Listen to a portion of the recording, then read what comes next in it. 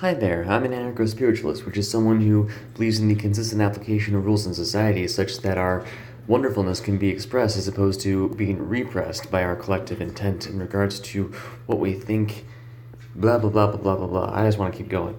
So this is the Elimination Problem. And the Elimination Problem interests me because I have been for a long time trying to figure out how to have energy become manifest more. And one way you can think of doing that would be you take some light and then you reflect that light. And you reflect that light in a room, and that reflection of the light means that there's more light around. So that means that the room is filled with light. And yet, this might not necessarily be the case. And why would that be the case? Because this relates to free energy, this relates to perpetual and infinity energy in a sense, being able to just have an abundance of energy. Point, there is no straight line that gets me from the candle to this point because the straight line would, leave the room, and I'm not allowed to do that. This is similar to quantum orbits and what's that one called? It's the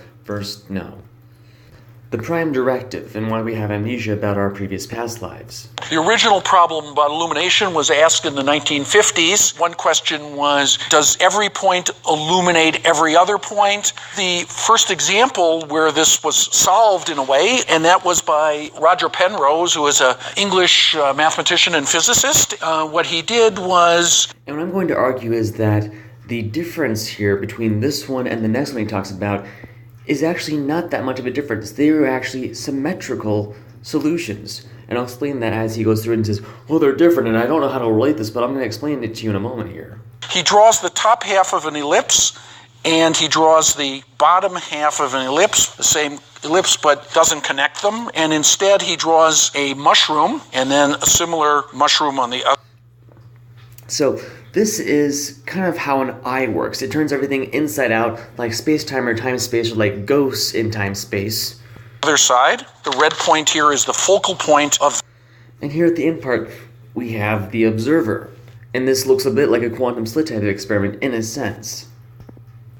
But what I wanted to point out here is the symmetry of this. You could fold this one over this thing and have the point be over there. That's actually what he's going to do. The ellipse, the top ellipse, and here's the other point is the focal point of the top ellipse, and then these points are the focal points of the bottom ellipse. So in other words, he's literally mirroring them and saying, well, this will go over here too. Let's just flip this around. So you could literally use that 1/4 corner right there, and that is what all of them are. So out of 1, 4. And this is the same idea of a singular point making 4 space-time times space. Ellipse. And what Penrose found was that, for example, if his candle was placed right there, somewhere in the top half, these two regions were not illuminated. So in other words, there was no way of sending a light source from the candle and having it bounce into those two shaded regions. They're permanently dark if that is where the candle is. And what he showed... And that permanent darkness can be a form of not knowing how to do things, literally physically being unable to do those things with yourself, such as telepathy. Was no matter where you put the candle, there will be regions in this... Namely, in order to exist, we might have forgotten some of our abilities that we will then come to remember as time goes on. Ellipse which are dark, that are not illuminated by the candle. Oh, there's no spot I can put the candle. No spot where you can put the candle and illuminate the entire table. In 1995, a man by the name of Tokarski found an example of a 26-sided polygon and a place where you could put the candle. And what I want to point out right here is, look how similar that looks. And what I mean here is by similar is like, draw a line down from the middle of 2 and 6. You can kind of, in a sense, roughly put those over each other. Now, of course, it doesn't match up, but look where it didn't illuminate some other place on the table. Right. Why does this have to... Right there. Be so complicated? Okay, well, if you have a polygon, as I drew here... It's right there. So that spot, you could just flip it over, and there that spot would be at. And then the complication that he's talking about here reminds me directly of like the extended form of the quantum erasure experiment.